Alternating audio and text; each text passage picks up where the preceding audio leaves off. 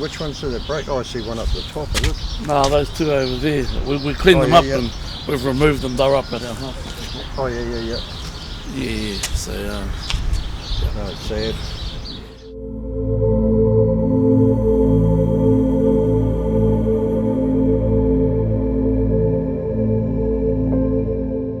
Mātou tai mai ai ki konei ki te oki ngā koiwi nei nā. I roto i te puku o Rangiriri. E mea kawe mai au i te kura, o te kura o Torohanga. E mahi whakangungu kai ako. Kauru atu, ka taira ka kite atu. And today I returned here to find this.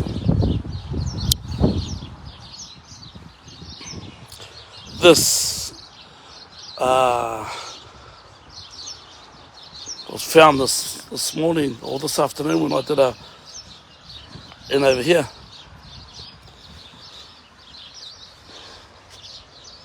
Ka aroha hoki. He oho rere i te tuatai. Ne, he oho rere taku ki te ngātu i tērā mahi kino.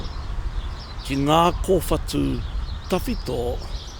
Ki reira ka putarano a riri, ki reira ka putarano a Pōuri, ngā tokotoru rāno. Ko te whakaaro pia, he nui ngā hitori o konei. Tēnei taumata oki ngā koiwi, e konei ke, ko ngā ngō tatou tupuna, ke konei ngā tangata o ta hapori, ke konei ngā hoia, mate atu rāno, ki runga i ngā mai ororo o Rangiriri. Nō reira kei reira pia āhua rangirua te riri.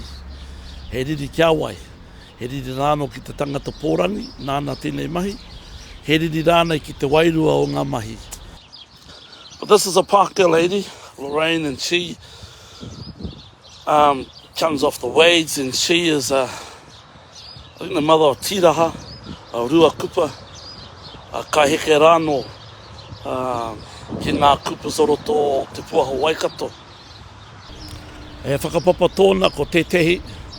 E whakapapa tōna ki ngā whānau kupa, ki ngā pōkāia hoki. Nō reira no te kāinga tonu. I tai mai te o ngā matua rei kupa. Nāna hau i āwhina ki te kohi ngā konga kōwhatu.